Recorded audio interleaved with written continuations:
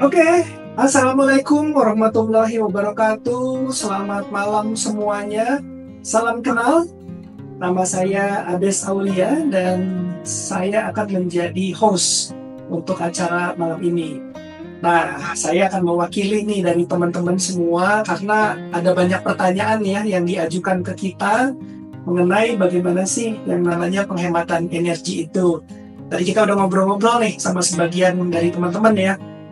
Pasti banyak yang tertarik dengan berbagai latar belakang. Ada yang pengen tahu hubungannya dengan green building, dengan desainnya tentunya. Terus kemudian juga ada yang ingin tahu berkaitan dengan renewable energy, seperti pembangkit listrik tenaga surya, terus kemudian bisa jadi macam-macam ya. Wind turbine juga ada, dan lain-lain. Nanti kita akan bahas.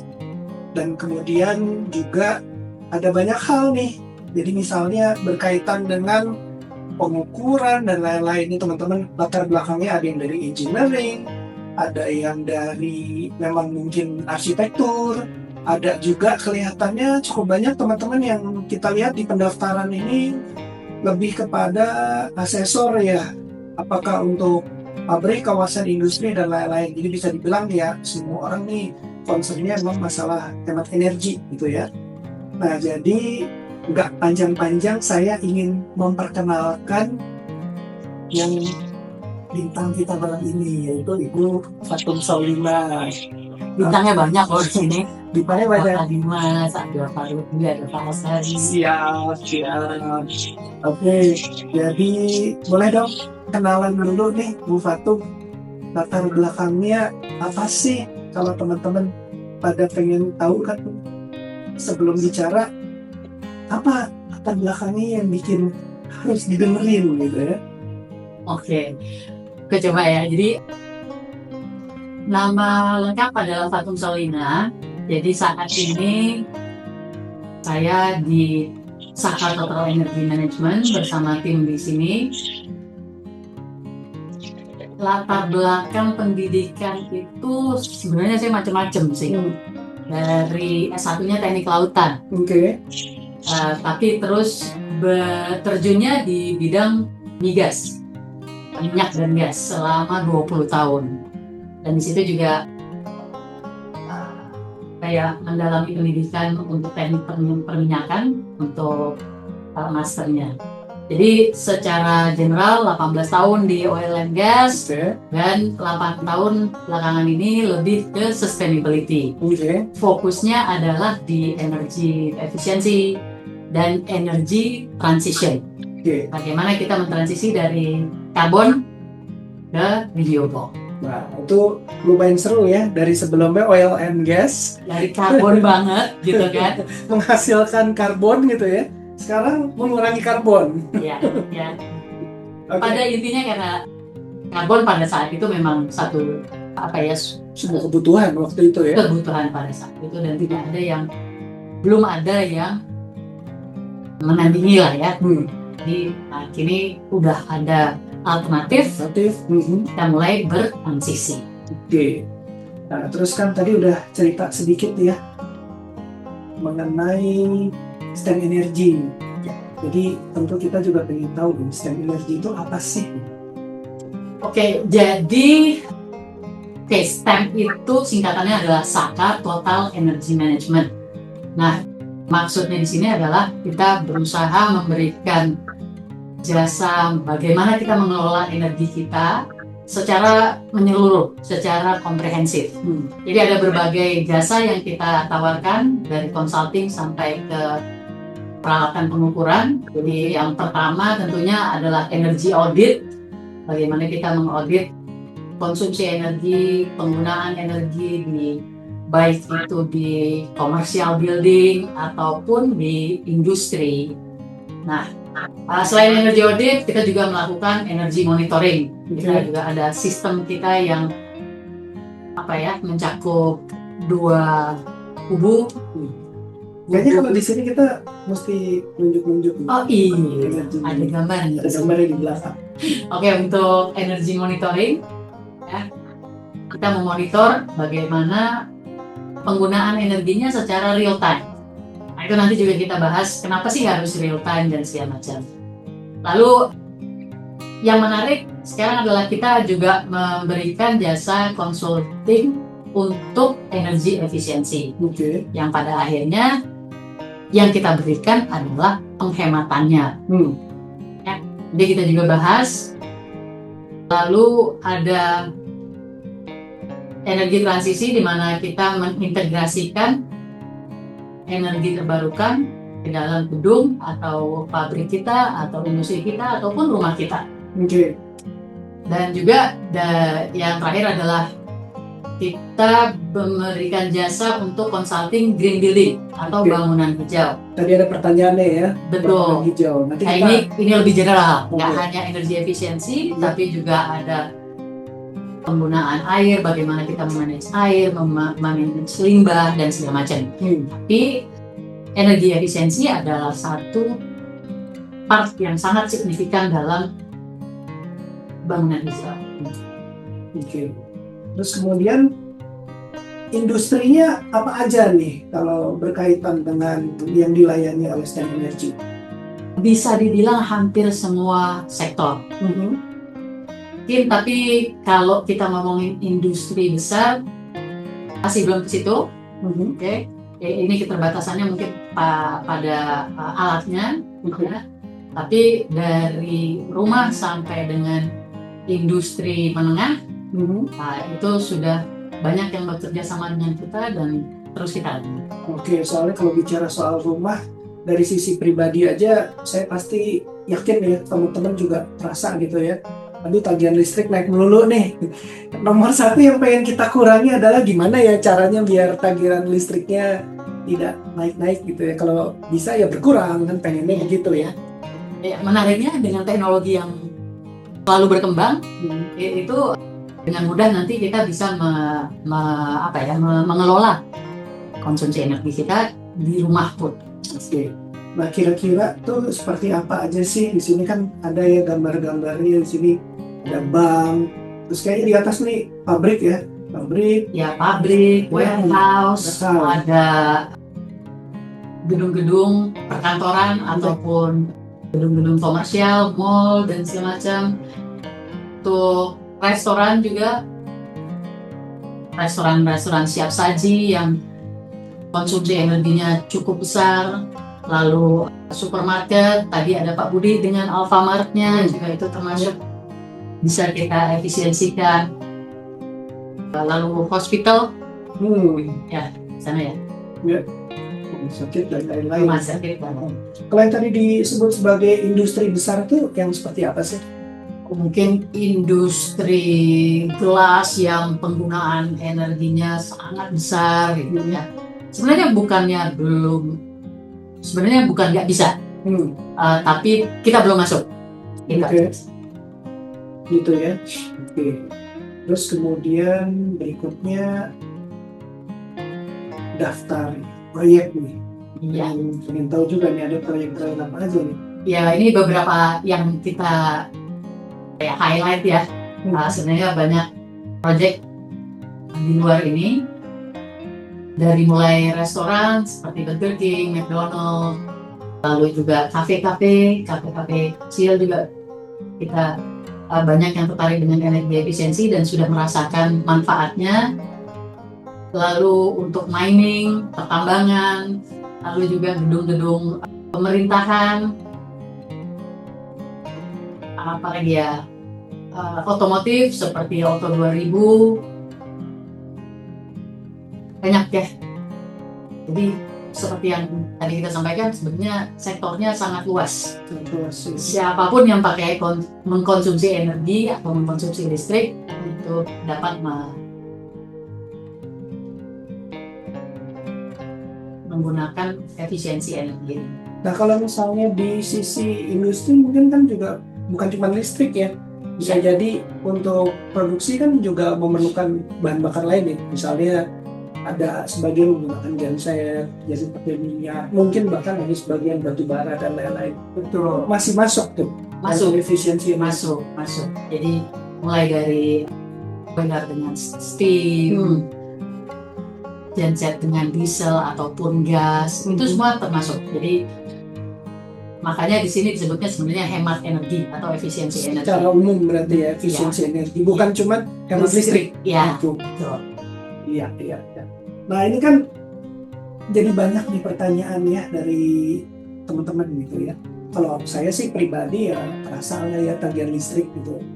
Walaupun katanya sebenarnya tagihan listrik ya, harga listrik di Indonesia nggak mahal-mahal banget. Tapi di situasi sekarang, apapun kata orang mahal atau enggak buat kita terasa mahal gitu kan.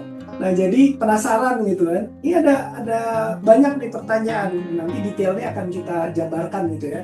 Tapi secara umum dari teman-teman gitu kan pasti pertanyaannya kayak, kenapa sih energi efisiensi itu penting bagi kita gitu ya? Karena kemarin kita juga melakukan survei macam-macam nih. Ada yang alasannya memang ya pokoknya saya pengen tagihan listrik, biaya operasional berkurang. Tapi ada juga yang punya visi lingkungan hidup. Misalnya saya pengen ramah lingkungan, saya ingin mengurangi emisi karbon dan lain-lain. Terus kemudian juga gimana tahu kalau kita boros? Dan yang paling penting nih berkaitan dengan tema kita malam ini itu adalah sumbernya dari mana? Kalau orang awam kayak saya sih nggak tahu. Nah itu perlu dikasih tahu sama Bu Fatum gitu ya. Dan yang paling penting kalau udah tahu, wah ini sumbernya ini, gimana tipsnya nih untuk bisa memangkas pemborosan energi yang sedang kita jalankan gitu. Kita kebocoran nih, gimana bocornya, gimana cara nguranginnya.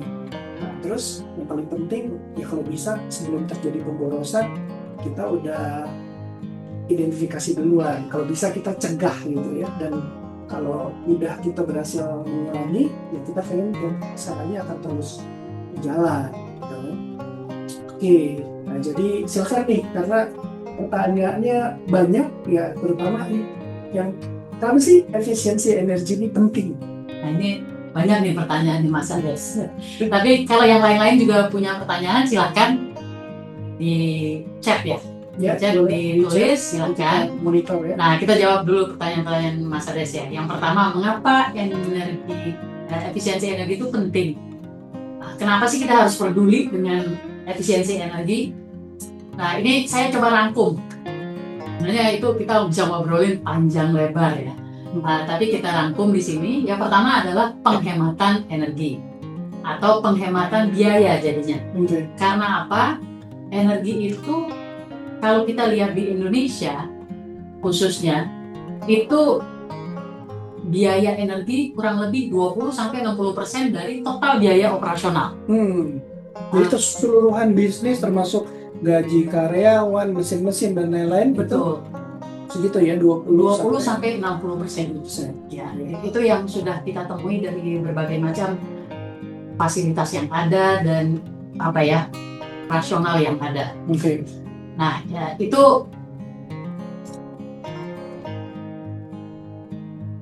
yang kayaknya ini ya, kalau kita ngobrol dengan klien itu yang paling utama tuh. Iya, dan kita juga penghematan biaya. Betul, dan kita udah melakukan survei internal juga di grup. Ini kan banyak teman-teman yang member dari grup gitu ya, yang antara mengurangi biaya sama yang visinya mungkin lebih ke ramah lingkungan gitu ya. Mengurangi emisi karbon, ternyata jumlahnya 2 kali lipat yang lebih peduli dengan hemat biaya dibandingkan dengan masalah lingkungan. Iya, jadi mungkin juga karena yang impact-nya terlihat secara langsung ya biaya itu ya, karena kan keluar setiap bulan gitu kan ya, jadi sangat terasa. Sedangkan kalau lingkungan mungkin ya terasa karena kita tidak merasakannya secara langsung. Iya, apalagi kalau misalnya pakai listrik prabayar ya, bunyi itu tutut, nah itu langsung di depan mata, berisiknya aja langsung terasa. Oke. Nah selain itu kita juga ada, sini adalah pematuhan regulasi. Jadi peraturan-peraturan pemerintah sudah mulai ada. Jadi untuk bangunan-bangunan atau untuk industri-industri itu sudah mulai diatur bahwa dan ada limitasi, bukan limitasi,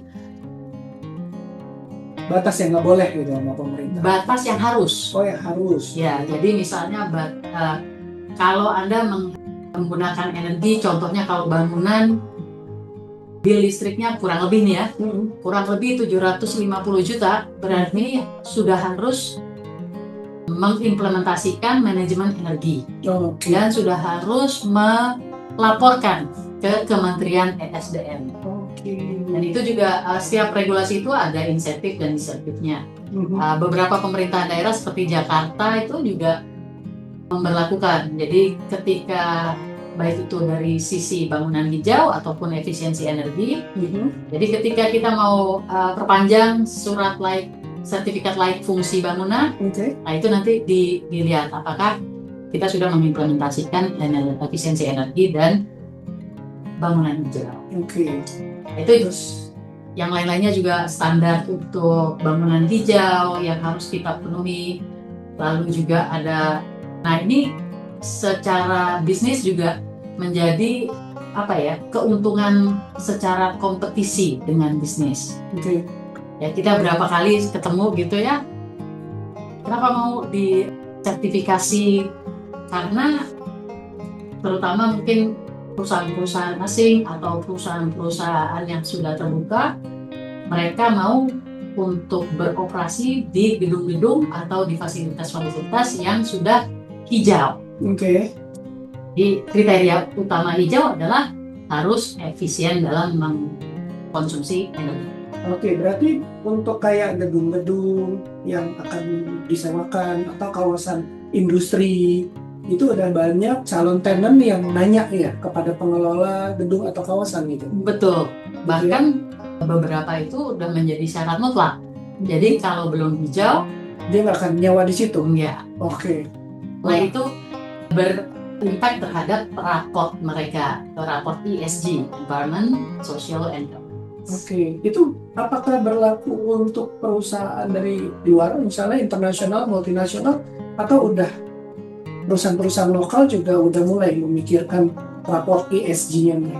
Iya, jadi kalau beberapa perusahaan lokal saya lihat udah mulai ada kesadaran, tapi terutama untuk perusahaan-perusahaan lokal yang sudah terbuka di bursa efek, nah itu semua sudah harus mempunyai program efisiensi energi. Oke, mungkin karena di bursa efek itu juga cukup banyak investor dari internasional yang masuk ya. Tepat. Jadi Nanya tuh. iya, pada ujungnya nanti adalah yang terakhir itu investment attraction. Jadi investor ini atau publik secara umum sudah melek dengan sustainability, melek dengan ramah lingkungan, sehingga mereka memilih untuk menginvest di perusahaan-perusahaan yang juga melek sustainability. Oke. Iya. Oke. Nah, ini juga ada pertanyaan berkaitan dengan sustainability, tapi juga ada CSR nih. Ya. Ada beberapa angka yang kalau mungkin buat orang awam agak bingung nih. Ya. Apa ini maksudnya? Ini kalau kita obrolin tadi kan secara kualitatif lah ya. Nah, kita coba mentranslate itu ke angka gitu, biar dapet lah feel-nya gitu. Jadi kalau kita ambil contoh satu nih, energi bill-nya per bulan kira-kira satu gedung atau satu restoran lah ya, itu per bulan 30 juta. Itu tipikal untuk restoran cepat saji atau restoran yang cukup besar ya. Nah itu average saving kalau kita asumsikan dengan rata-rata penghematannya 20%, itu artinya kita bisa menghemat kurang lebih 50.000 kWh per tahun. Oke, 50.000 kWh per tahun. Nah, artinya dalam setahun itu kurang lebih penghematan biayanya 72 juta rupiah per tahun. Nah, itu adalah setara juga dengan mengurangi 40 ton karbon emission per tahunnya. Nah, masih juga nih belum dapat nih feel-nya. Feel-nya itu kalau mengurangi 40 ton CO2 per tahun, itu kurang lebih setara dengan kita menanam 1.900 pohon per tahun. Jadi sebenarnya kalau kita simpulkan misalnya punya aja tagihan listrik 30 juta per bulan, kita bisa melakukan saving 20% aja, itu sudah setara dengan nanam hampir 2.000 pohon gitu ya. Betul. Wah, luar biasa ya. impact-nya sangat besar. Mungkin terlihat kecil. Oke. Apalagi kalau kita ngomongin rumah gitu ya. Walaupun rumah cuma 2 juta per bulan atau 1 juta per Ya. bulan gitu ya. Tapi berapa jumlah rumah di sini? Jadi impact-nya akan sangat besar. Ya, ini kalau kita asumsikan lagi untuk Ini yang besar nih ya? hotel lah, Oke. nggak besar. Oh, oke. Kalau yang besar itu satu pabrik bisa Miliaran. 3M 3M. per bulan. Yang Oke. kita sedang handle sekarang ini itu 3M per bulan. Oke. Jadi sangat Itu baru signifikan. listrik doang gitu ya. Total Iya. energi Energi ya. secara umum. Oke, 750 juta ini apa nih biasanya? Ini biasanya hotel atau mall-mall kecil. Ngomong kecil, oke. Jadi ini setara dengan menanam 47.000 pohon per tahun. Oke. Oke. Ini dari satu site aja loh. Iya, baru ya. Jadi itulah mengapa kita mencoba terus menggalakkan energi efisiensi ini karena impact-nya sangat besar. Oke. Nah, terus kan pasti pertanyaan berikut gitu ya. Jadi gimana nih kalau kita tahu kita boros? Misalnya keluar bill di rumah tadi antara 1 sampai 2 juta rupiah gitu ya. Terus orang akan menganggap kayaknya biasa aja deh gitu. Walaupun pasti berat gitu ya. Tapi kan karena nggak tahu nih, ini kita boros apa enggak sih? Itu kan pertanyaan utamanya tuh. Terus gimana kita bisa tahu masalah sumber pemborosan? Oke, pertama dulu ya, bagaimana kita tahu bahwa kita boros. Itu ada yang disebut sebagai benchmarking. Oke. Jadi kita lihat benchmarknya untuk bangunan yang serupa itu seperti apa. Itu kita KPI-nya adalah IKE atau intensitas konsumsi energi. Oke. Cara ngitungnya itu simpel, bisa yang per bulan ya, atau per tahun. Berapa konsumsi energi dalam bulan atau tahun, dalam 1 bulan atau 1 tahun dibagi luasan bangunan. Oke. Ini yang paling simpelnya aja ya. Ini seperti ya rule of thumb lah ya, guideline aja Oke. buat kita. Kira-kira gimana? Oke, nanti itu juga ada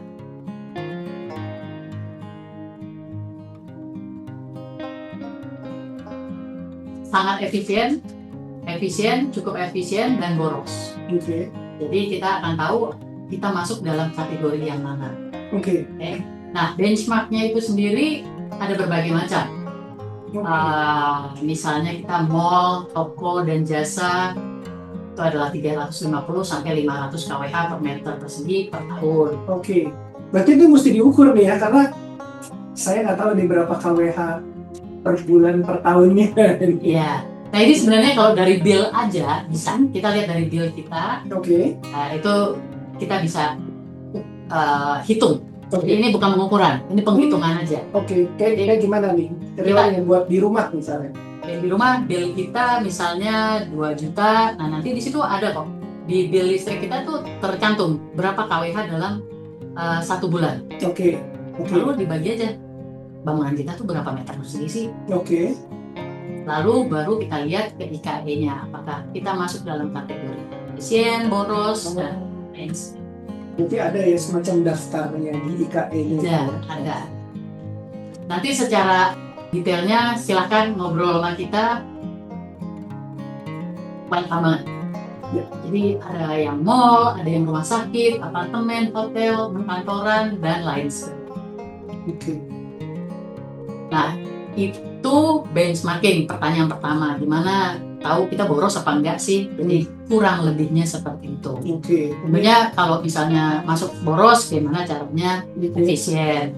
Kalau udah masuk efisien, bagaimana caranya bisa jadi sangat efisien? Oke. Di sini ada lingkaran-lingkaran nih. Nah, ini apa sih maksudnya nih? Ada level 1, level 2, level 3. Oke, kalau tadi pertanyaan jawaban dari bagaimana kita tahu kita tuh boros atau enggak. Nah sekarang adalah untuk menjawab energi audit ini, untuk menjawab gimana sih sumbernya? Oke. Gitu.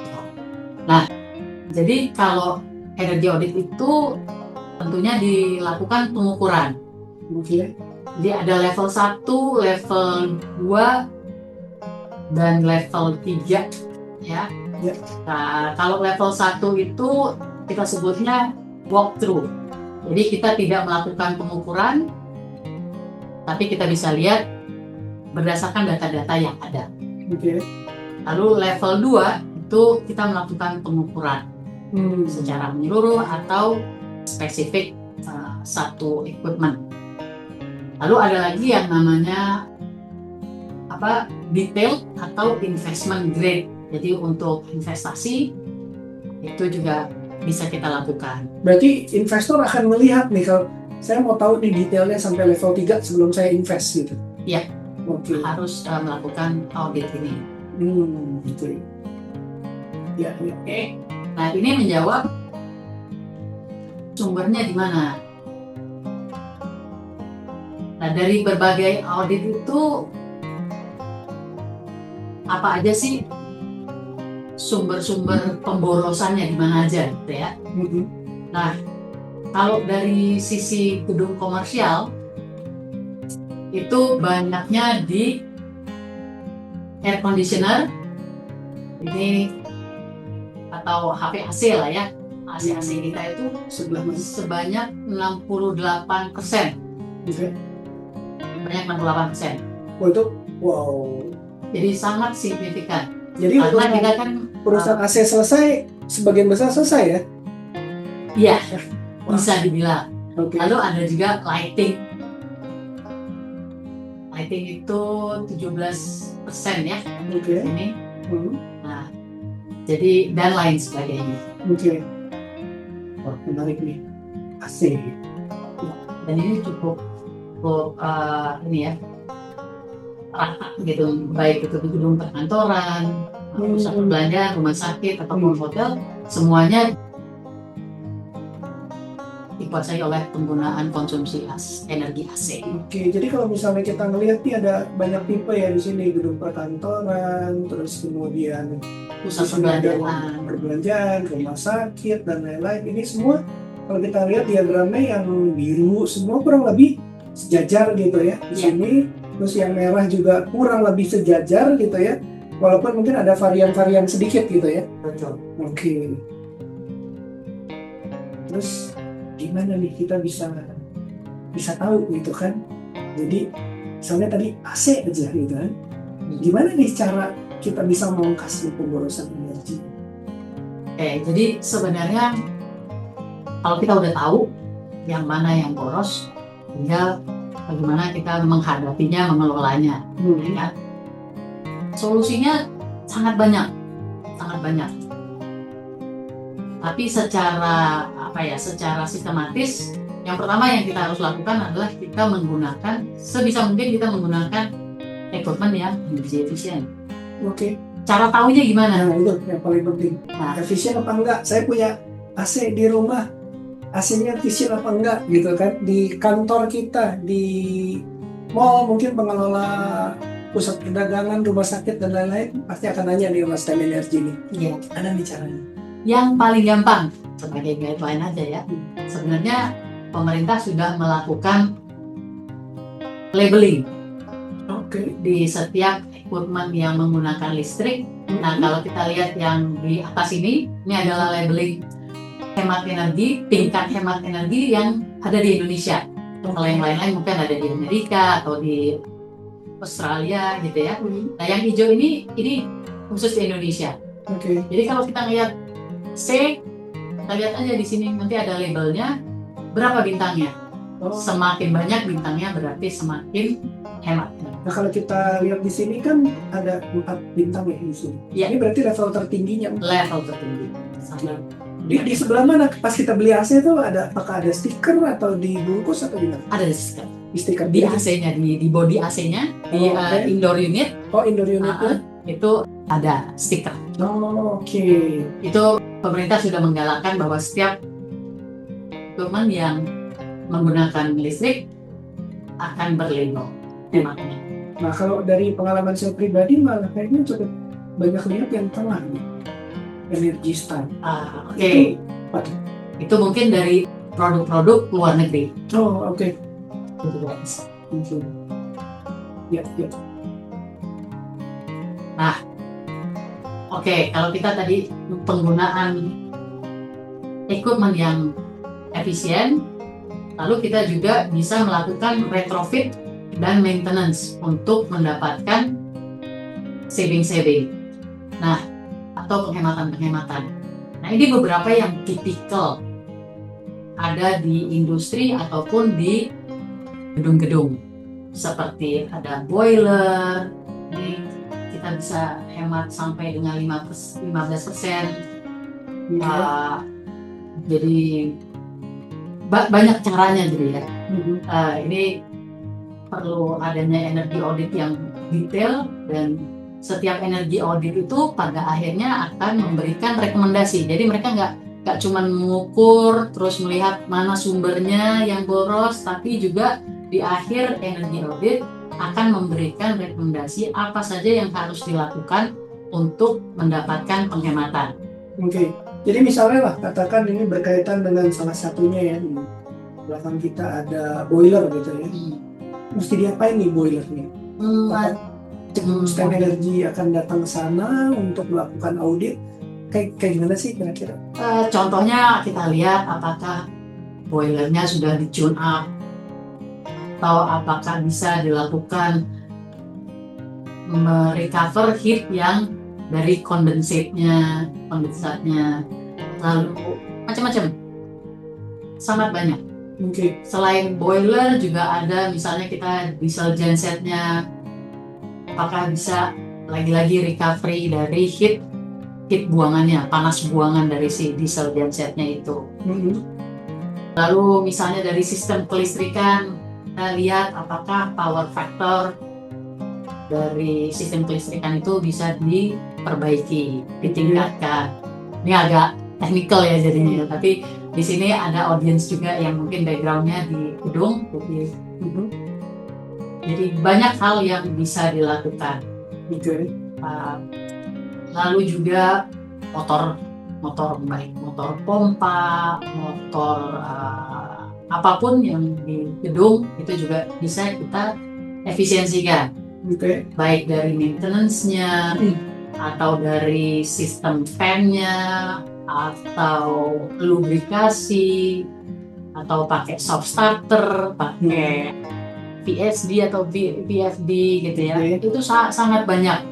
Tapi yang paling penting itu tadi, langkah awalnya adalah kita harus melakukan audit untuk melakukan pengecekan dan melihat di mana efisiensinya dapat dilakukan.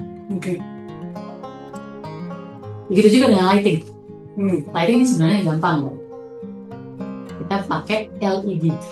Dan ini sangat signifikan. Kalau kita ngomongin sistem lampu yang zaman dulu ya, terus kita ganti LED, itu bisa penghematannya 85%.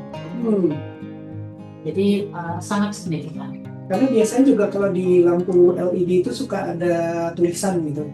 Misalnya 11 watt setara dengan gitu kan 110 watt gitu kan, jadi kayak lampu pijar gitu kan.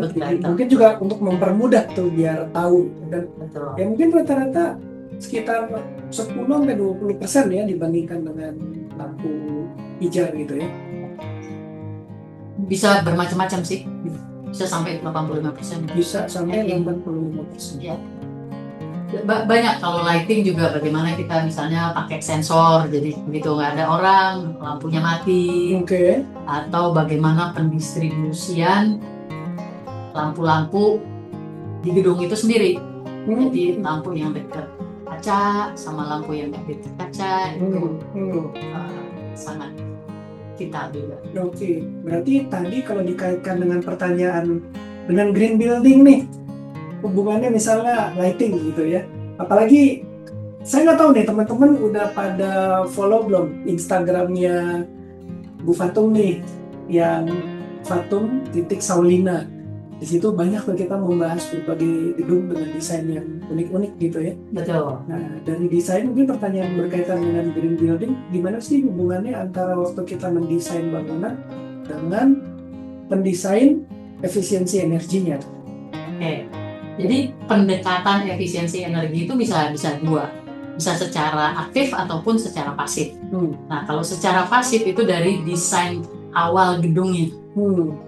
Jadi gimana caranya misalnya untuk lighting kita mempunyai bukaan-bukaan sehingga banyak sinar matahari yang natural masuk ke dalam gedung. Jadi kita pada siang hari tidak memerlukan lampu banyak-banyak ya. gitu ya.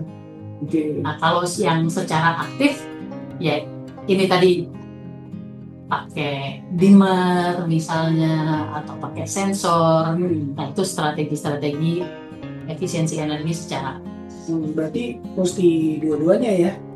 Betul. Kalau untuk memaksimalkan kita lakukan dulu. Dan kalau bisa dari awal ya. Betul. Sebelum mendesain. Tapi kalau misalnya bangunan yang udah jadi gimana tuh? Di mana posisinya STEM energi bisa masuk nih ke bangunan yang udah jadi? Ya. Itu yang pendekatan secara aktif. Oke. Jadi balik lagi audit dulu, kita lihat, kita kasih rekomendasi dan kita lakukan intervensi atau retrofit lah ya. Untuk sistem yang sudah ada. Jadi kata-kata audit dari tadi ini kan berulang-ulang gitu ya. Ini merupakan sesuatu yang sangat krusial memang ya. Kunci banget ya. Ya.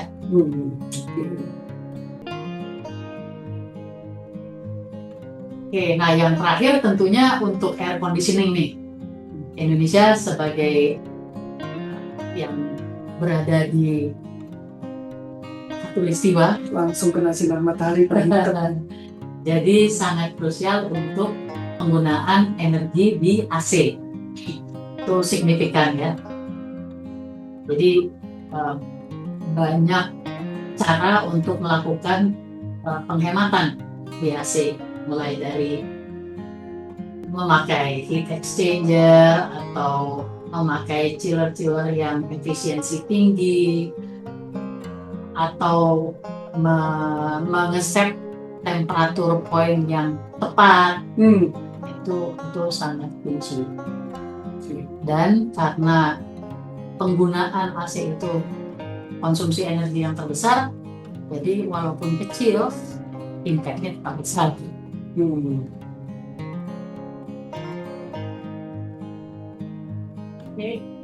Nah, terus kemudian tadi kan kita udah bicara tuh ya dari green building sebelum dibuat, kemudian aktifnya adalah kita melakukan audit energi, kita efisiensi. Nah, ini kan pasti pertanyaannya selalu nih muncul gitu ya.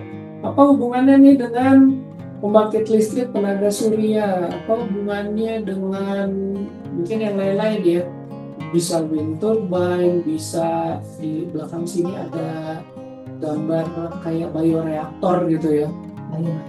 Biomass, jadi macam-macam. Nah, ini nih. Penasaran nih, posisinya di mana sih renewable itu? Mungkin yang paling gampang di-relate oleh teman-teman adalah LTS ya, pembangkit listrik tenaga surya. Dan yang sekarang juga sudah mulai banyak adanya rooftop solar panel di atap rumah, di atap gedung gitu ya. Nah, jadi tantangannya adalah teknologi baru ini masih terus berkembang teknologinya, tapi pada saat ini masih cukup kecil efisiensinya. Jadi kalau kita mau menghasilkan energi yang cukup untuk gedung kita atau rumah kita, itu dibutuhkan lahan yang cukup besar juga. Dan sistem yang mungkin payback-nya cukup lama. Walaupun efisiensinya sangat signifikan, tapi jadinya payback-nya cukup lama. Nah, makanya harus dikombinasikan dengan efisiensi energi. Jadi kalau PLTS itu sebagai sumber energinya, kalau efisiensi energinya adalah kita mengurangi konsumsinya. Jadi dengan efisien barulah PLTS ini bisa mengcover seluruh kebutuhan kita. Nah, saya secara umum jadi mikir kayak piramid gitu ya. Tadinya kan banyak orang yang berpikir, wah yang namanya renewable itu yang paling bawah, yang impact-nya paling besar gitu ya. Tapi setelah ngobrol kayak gini, saya malah merasa ini efisiensi energi di bawah gitu, mungkin baru di atas nih yang juga impact-nya relatif lebih kecil gitu ya, yaitu renewable energy. Benar nggak sih kayak gitu? Tepat banget. Jadi kita jangan salah langkah lah ya. Jadi yang paling utama itu kita efisiensikan dulu. Setelah efisiensi baru kita mendapatkan sistem renewable energy yang optimal. Mungkin. Terus bisa kita lihat ya. Nah pasti kan udah dari sini pertanyaannya adalah oke, ini semua sisi teknis sudah kita bahas gitu ya. Orangnya sendiri gimana nih? Kadang-kadang kan yang simpel aja deh. Kayak kita, saya pribadi suka misalnya di kamar saya keluar ke AC kan. Waktu keluar saya lupa dimatiin. Terus kita keluar ruangan juga sama tuh. Kita main siang segala macam, tapi di kantor kita lampunya nyala semua gitu ya. Dan saya memperhatikan kalau orang-orang Jepang itu biasanya sebelum jam 12 siang mereka keluar dulu seluruh ruangan terus dikasih tahu, oke semua harus keluar ruangan ya karena lampu mau dimatikan, AC mau dimatikan. Nah ini kayaknya akan berkaitan dengan behavior. Betul. Nah ini sebenarnya landasan juga ya tentang awareness kita, mana ya? Kesadaran kita tentang pentingnya efisiensi energi. Dan setelah kita ada kesadaran, baru kita bisa mengintegrasikan teknologi yang ada. Karena kita kan manusia ya, kelupaan. Kalau lagi capek, udah biarin lah nyala aja deh, semalaman deh gitu ya.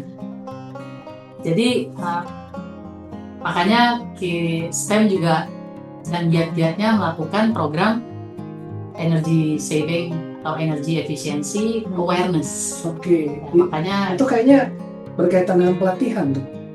Kita adakan pelatihan. Kita juga melalui sosial media, kita liput beberapa inisiatif efisiensi energi. Itu yang kita coba lakukan. Lalu training mulai dari training secara individu seperti webinar ini, ataupun ke perusahaan-perusahaan, itu juga kita lakukan.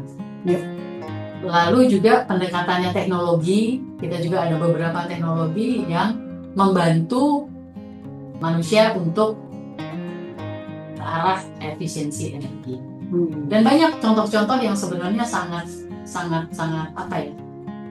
mudah dilakukan oleh kita semua. Seperti tadi AC matiin, atau kalau misalnya pakai AC malam-malam, nggak usah dingin, jangan di setnya di 16, 18, tapi abis itu pakai selimut tebel. Saya pernah tuh ada temen gitu kan, terus kita main lah rumahnya. Itu saya pas lagi kerja di daerah Batam. Kita ada komplek karyawan tuh, jadi kita sesama pekerja suka saling mengunjungi kan. Main dong ke tempat lo gitu. Masuk ke ruangan dingin seperti kulkas gitu ya, tapi dia pakai selimut, dan waktu saya pegang itu kayak selimut wool gitu yang tebelnya minta ampun nih. Terus kita komentar gini, ngapain ya AC-nya sedingin ini terus pakai selimut tebel gitu ya. Dia pakai sarung terus nyalain kipas angin, mungkin udah cukup gitu ya. Atau AC-nya nggak usah sampai dingin loh. Jadi semenjak terlibat dengan efisiensi energi, aku sendiri pun ya, sekarang itu kalau tidur AC-nya 26 dengan selimut yang tipis, atau kadang-kadang yang nggak pakai selimut. Ternyata bisa loh, karena sebelumnya tuh paling ya 20 sampai 22 biasanya. Tapi sekarang 26, dan itu 26 cukup ya, sangat signifikan penghematannya. Itu patut dicoba deh. Di sini ditantangin semua ya, di sini dinyobain. Terus apa lagi nih yang bisa kita lakukan? Ini masih ada nih pertanyaan. Nah, jadi gimana kita bisa mengidentifikasi, terutama dini ya, dari awal udah ketahuan dan penghematannya tetap terjaga, karena kadang-kadang juga gitu ya, rasanya udah dilakukan penghematan ini, penghematan itu, harga listrik juga tidak naik, tapi tiba-tiba kok tagihannya tinggi gitu. Nah, itu yang hidden tadi nih, tersembunyi. Tersembunyi. Jadi memang kalau energi itu atau listrik itu kan sesuatu yang nggak bisa kita lihat. Kalau bulanan kita cuma lihatnya di bill listrik bulan ini, cuma tanggal 1 lagi bulan depan baru lihat. Ternyata boros. Apa yang terjadi ya bulan lalu? Ya, Jadi nggak ketahuan gitu. ketahuan. Dan itu yang paling ngeselin karena terkaget-kaget gitu. Ya ampun gitu. Betul. Dan itu tantangan buat semua. Nah, jadi yang kita rekomendasikan adalah memiliki energi monitoring system. Nah, energi monitoring system ini secara real time, jadi dia proaktif. Jadi sebelum, kalau misalnya kita melihatnya bulan depan, di bill bulan depan kan udah terlambat ya.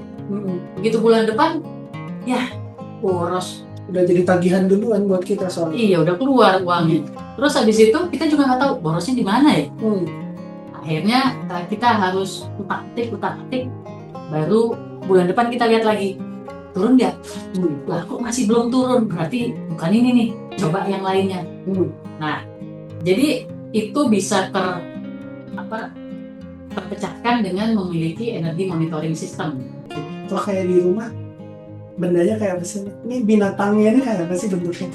Banyak. Kalau ini mungkin yang seperti ini nih lebih di gedung dan lebih di industri ya. Di sini kita bisa melihat mulai dari wattnya, voltasenya, semua bisa kita lihat. Kita juga bisa melihat atau memonitor berapa emisi karbon yang sudah dikurangi. Nah, kalau di rumah itu sebenarnya kita ada energi monitoring system yang secara menyeluruh, ada juga yang disebut smart plug. Jadi kita plug AC ataupun kulkas, yang namanya smart plug, lalu kita punya app-nya, aplikasinya, dan kita bisa memonitor berapa konsumsi alat tersebut secara real time. Nah, karena kemarin ya, kita buat yang belum tahu, tapi rasanya sebagian besar nih para peserta di sini sih udah masuk di dalam grup ya, dan kita memang menganjurkan buat teman-teman bisa ikutan di grupnya STEM Energy, namanya Hemat Energi by STEM Energy. Di situ banyak diskusi. Nah, pertanyaannya kan gini, kayaknya waktu membayangkan yang sebuah alat, yang kebayang tuh adalah ini banyak soalnya iklannya di internet, katanya nanti dicolok tagihan listrik berkurang. Wah, rame banget tuh di grup membahas itu. Sekalian nih kita bahas sebenarnya itu alat apa sih? Apakah itu yang dimaksud atau sama sekali off gitu? Bukan itu loh. Bukan itu. Memang itu ada satu periode ya yang ramai banget semua orang nyolokin, terus dengan harapan bisa di WhatsApp mengurangi, di forward lah, di iklan muncul gitu kan. Ya, tapi kalau yang ini memang bukan, karena energy saving itu yang tadi saya sebutkan, measure-nya apa aja gitu ya. Dan kalau smart plug ini kita lebih ke pengukuran. Jadi kita bisa mengetahui apakah kita boros atau enggak. Jadi keluar ya nanti angka-angkanya mirip kali ya sama yang di sini ya.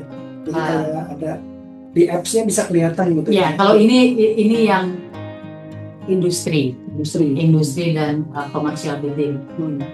Sayangnya itu ada di sini. Nanti mungkin kalau join di grup ya, nanti kita bisa share.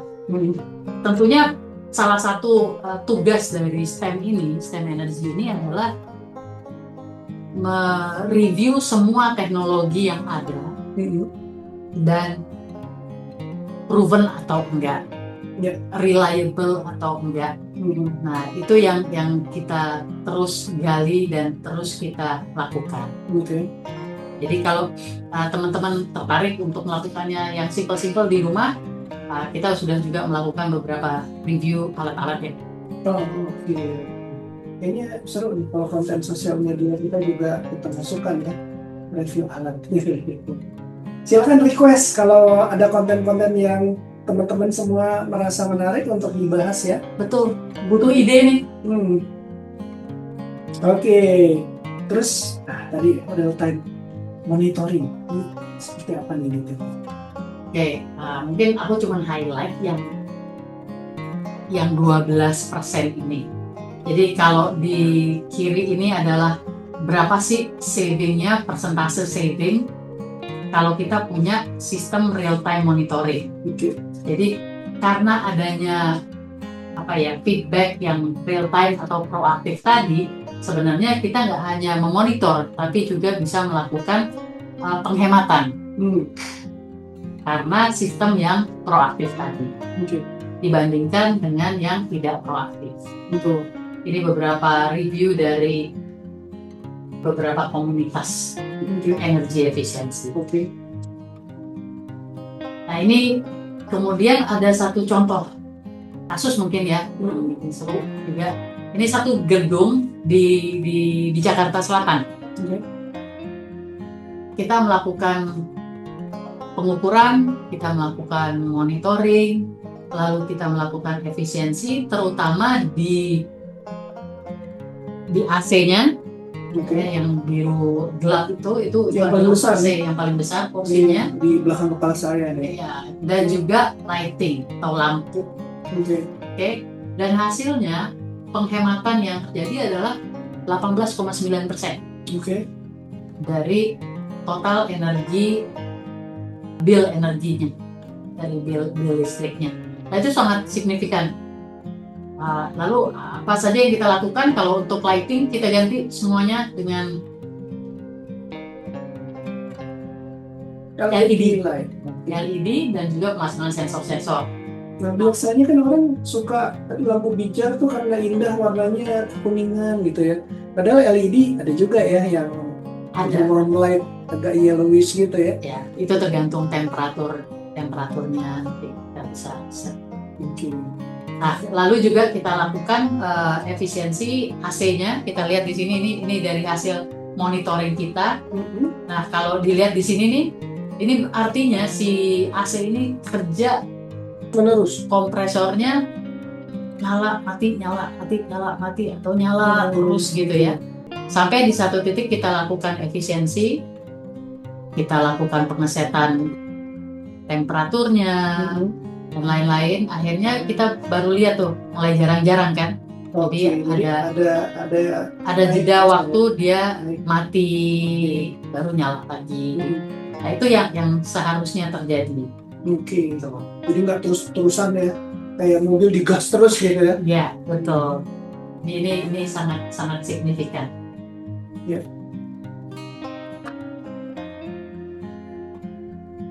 Wah, ini ada pertanyaan nih. Lampu LED yang terbaru efikasinya sudah sampai berapa lumen per watt ya? Wah, ini nih pertanyaannya detail sekali nih. Oke, kita bahas itu ya nanti. Nah, jadi itu semua kita udah bahas bagaimana cara memangkasnya. Bagaimana apa saja yang harus dilakukan. Pertanyaannya sekarang kan, khususnya untuk di gedung-gedung ataupun di industri, kalau kita melakukan energi audit, biasanya rekomendasi yang kita berikan itu kita klasifikasi. Yang mana penghematan yang tidak membutuhkan biaya, seperti behavior change, kita tidak membutuhkan biaya. Atau yang biayanya rendah, lalu juga sampai akhirnya ke biaya-biaya yang tinggi. Nanti juga pasti dilihat dong yang paling impact-nya paling banyak, yang impact-nya paling tinggi yang mana. Nah, yang suka memberikan challenge, jadi memberikan challenge ke teman-teman di industri ataupun di gedung-gedung adalah ketika biayanya tinggi. Nah, di sini ada beberapa program yang namanya, selain kita bisa beli putus alatnya ataupun retrofit apapun itu, kita juga bisa yang namanya disewa. Nah, sekarang udah ada opsi-opsi tersebut. Ada beberapa provider teknologi yang memberikan opsi itu, atau perusahaan-perusahaan ESCO, itu disebutnya perusahaan ESCO yang bisa memberikan alternatif pembiayaan. Oke. Ini masuknya yang mana nih? Karena ada yang capex, ada rental, sama lease. Nah, itu yang kalau rental atau lease cukup straightforward lah ya, berarti pokoknya kita sewa per bulannya. Oke. Nah, kalau yang performance based, nah itulah yang kita sebut ESCO financing gitu lah ya, pembiayaan dari ESCO. Dan juga sekarang udah mulai banyak. ESCO itu singkatan apa ya? ESCO itu Energy Service Company. Mudah-mudahan aku ada. Oke, mungkin kalau slide berikutnya. Nah, jadi kita itu tidak mengeluarkan modal. Karena modal yang biasanya orang berat ya, belum apa-apa, Betul. duluan gede gitu ya nilainya di depan. Biasanya nggak punya capex, opex ada. Nah, makanya dicicil, pembayarannya dicicil berdasarkan penghematan yang terjadi. Jadi perusahaan misalnya seperti kita lakukan penghematannya misalnya 10%, nah nanti kita bagi 2 dengan pemilik fasilitas. Nah, itu banyak apa ya, model-model pembiayaan baik dengan bank ataupun dengan beberapa inisiatif yang disebut Green Climate Fund gitu, dana-dana hibah itu ada. Nah, kalau kayak gitu kayaknya nggak bisa nih cuma di webinar ya. Itu mesti duduk bareng. Pokoknya ajakin Bu Fatum makan siang bareng. Masuk makan siang ngopi aja ya. Oh iya, kalau teman-teman penasaran gitu ya, Stem Energy itu di mana? Lokasi kita di Soho Pancoran, berhadapan dengan Patung Pancoran, Jakarta. Ya, Jakarta ya. Karena ada Pancoran yang di tempat lain ya.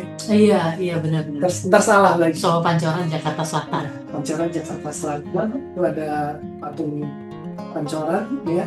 Situ ada gedung Soho Pancoran. Nah, di situ kita bisa ngopi-ngopi ya. Atau di grup aja pokoknya janjian deh ya. Ada teman-teman di sini, ada Mas Ari. Nah, nanti bisa ngobrol sama Mas Ari yang nanti akan atur, terus kemudian ngobrol-ngobrol sama Bu Fatum.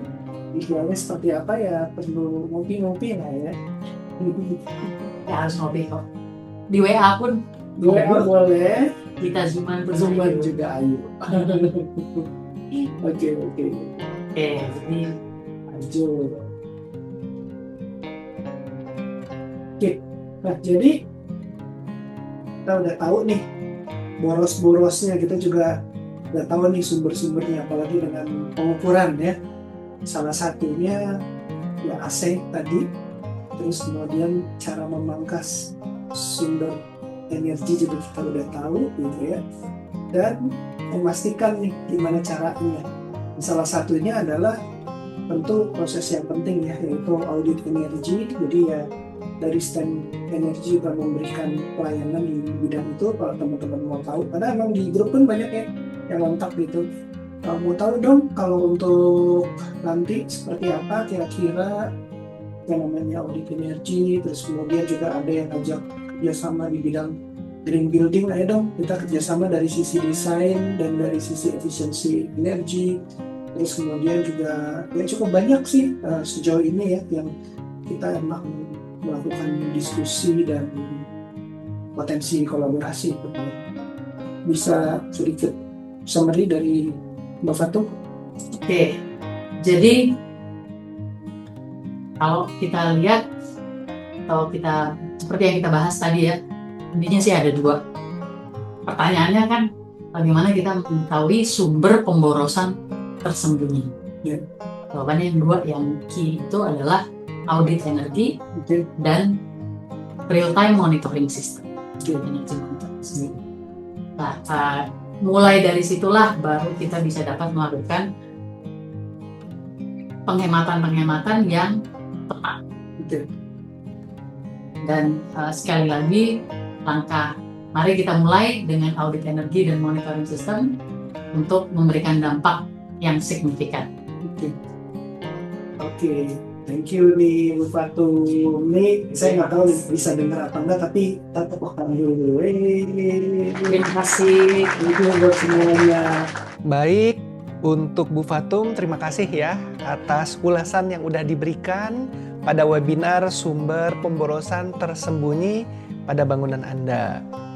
Nah, buat teman-teman yang tertarik untuk bergabung di dalam komunitas dari Hemat Energi by STEM Energy, silakan ya bisa scan QR yang ada di sini.